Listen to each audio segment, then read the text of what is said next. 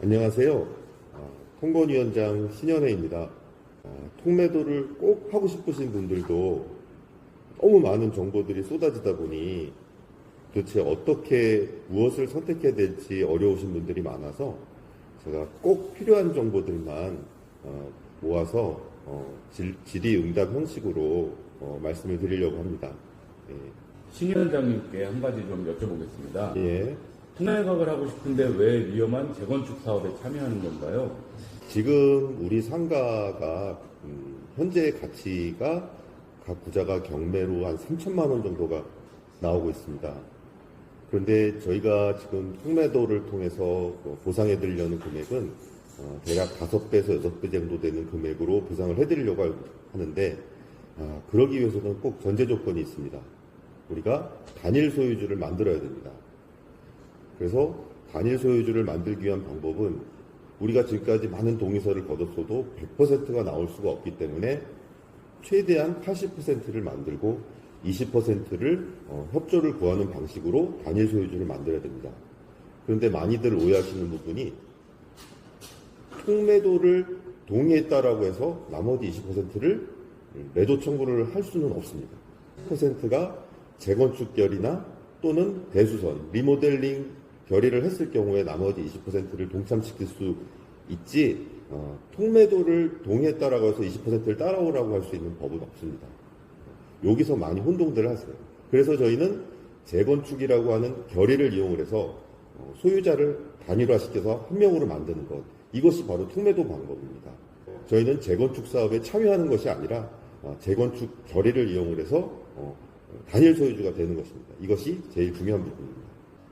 그리고 저희가 통건위에서 추진하는 방법 외에도 다른 경쟁업체 예를 들면 트리플 A의 경우에도 재건축 동의서를 걷고 있습니다.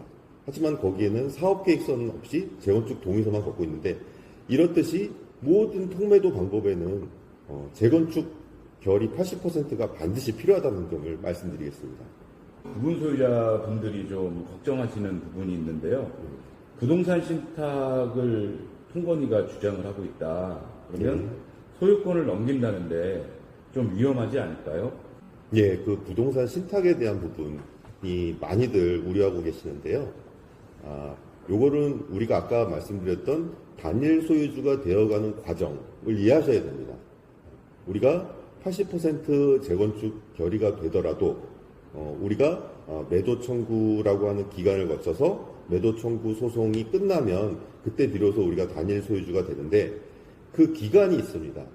그 기간 동안에 700명의 소유주가 마음이 바뀔 수가 있습니다. 또 마음이 바뀔 수도 있고 여러 가지 경제적인 사정 때문에 나의 소유권을 이용해서 어떤 액션을 할 수 있는 변수가 존재합니다. 그래서 우리는 단일 소유주를 만드는 과정에는 그러한 변수를 차단시켜야 되는데 그러기 위해서는 부동산 신탁에서 이 소유권을 동결시켜야 된다. 언제? 우리가 80% 결의에 성공했을 때. 그래서 이 부분을 자꾸 오해하시기 때문에 소유권을 우리가 넘기는 것만 우려하시는 분들이 많은데 우리 모두의 매도 청구권, 소위 말하는 단일 소유주가 되기 위해서 80%가 모여졌던 그 전체 이익을 지키기 위해서 그래서 부동산 신탁에서 소유권을 동결시켜야 한다는 점, 그거를 꼭 이해해 주셔야 될 것 같습니다. 어떤 매수자도 자기가 있는 돈을 가지고 700명에게 이렇게 주지 않습니다. 왜냐하면 각 700명의 소유주들에게는 다양한 재산권이 있고 또 그분들의 그걸 다 확인해 가면서 대금을 지급해야 되는데 그러기 위해서는 부동산 신탁에서 소유권을 가지고 있을 때 대출 기관에서, 그러니까 금융기관이죠. 은행에서 돈을 대출을 해줍니다. 이거는 모든 그 금융기관에서 집합상가에게 하고 있는 거기 때문에 부동산 신탁이 아니면 어떤 은행도 대출을 해주지 않기 때문에 부동산 신탁이 필요한 것입니다. 잔금을 계약금 주고 잔금을 다 줬으면 좋겠는데 왜 그 계약금 50%만 주고 소유권을 넘기냐? 예. 네. 예, 그 부분도 많이 이제 질문을 하시는데요. 우리 상가의 700명이 우리 상가를 소유하는 과정에서 담보대출을 이용을 하셔서 대략 한 800억 정도의 그 담보대출이 있습니다. 부동산 신탁에서는 대출이 끼어있지 않은 깨끗한 물건을 받기 때문에 우리가 부동산 신탁을 하기 위해서는 반드시 그 기존 담보대출을 정리를 해야 됩니다. 그래서 그 깨끗하게 그 정리를 하기 위해서 저희가 50%를 지급을 할 경우에는 기존 담보대출을 깨끗이 할 수 있어서 50%를 지급하는 것이고요. 근데 그러면 왜 50%만 주고 더 큰 금액을 주지 않느냐? 그거는 이 사업을 할 때 브릿지론이라고 하는 그 대출을 받아서 지급을 하는데, 이 브릿지론이라는 것은 재건축 사업을 전제로 나오는 돈입니다. 그래서 현금 청산을 원하시는 분들은 그 돈을 받고 나갈 수 있지만 후분양을 하시는 분들은 그 재건축 브릿지론을 받은 돈을 계속 이자 비용을 내면서 그 사업 수행 기간이 4년이 될지 5년이 될지 모르는 기간을 버텨내야 됩니다. 그렇기 때문에 처음에 너무 많은 금액을 브릿지론을 받게 되면 그 이자 비용이 갈수록 늘어나기 때문에 그런 부담도 고려해서 50%를 지급을 하는 것입니다. 그렇다면 잔금 50%를 받지 못할 수도 있을 것 같은데 네. 그렇게 된다면 어떻게 되나요? 그 잔금에 대한 부분에 대한 걱정이 처음부터 있었던 이유는 우리가 브릿지론이라고 하는 자금을 예를 들면 2,500억, 2,700억 이런 부분 때문에 아마 그런 오해가 있으셨을 것 같습니다. 브릿지론이라고 하는 돈은 저희가 받고 싶은 금액을 정할 수가 있습니다. 그렇지만 아까 말씀드렸듯이 이자 비용이라는 것 때문에 그 돈을 최소화해서 받으려고 했던 것이지 잔금을 지급을 못할 정도로 그 돈을 받지 못하는 것은 아니었습니다. 그래서 그 부분이 이제 잔금을 지급하는 걱정하시는 분들에게 조금 미스커뮤니케이션 부분이 있습니다. 그래서 브릿지론만 가지고도 여러분들의 매매 대금을 다 청산을 할 수 있습니다. 단 이자가 문제였죠. 그래서 이 금융적인 부분에서 이점을 가져가기 위해서 또 다른 방법을 찾아낸 것이 바로 현대해상화재에서 100% 지분을 가지고 있는 그 현대하임 자산운용사의 도움을 받은 것이었습니다.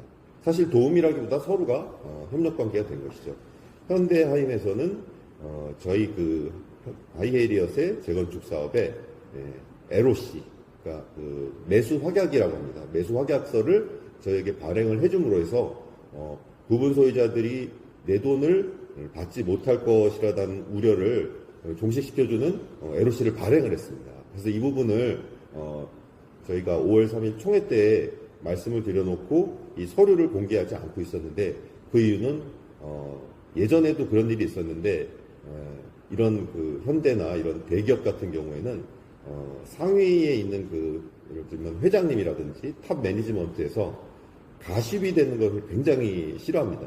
그러니까 우리 구분 소유자들이 어디 뭐 언론이나 이런 등 통해서 뭔가 여기에 관련된 말을 만들어내면 탑 매니지먼트에서 굉장히 싫어하기 때문에 이걸 이용을 해서 경쟁업체에서 나쁘게 얘기하는 분들이 있기 때문에 이거를 공개하지 않았던 것인데, 저희는 요거를 공개하려고 합니다. 심지어 현대하임 자산운용사의 임원들을 모시고 설명회를 가지려고 하니까 그때 참가해서 궁금하신 것들을 다 물어봐 주시면 좋을 것 같습니다.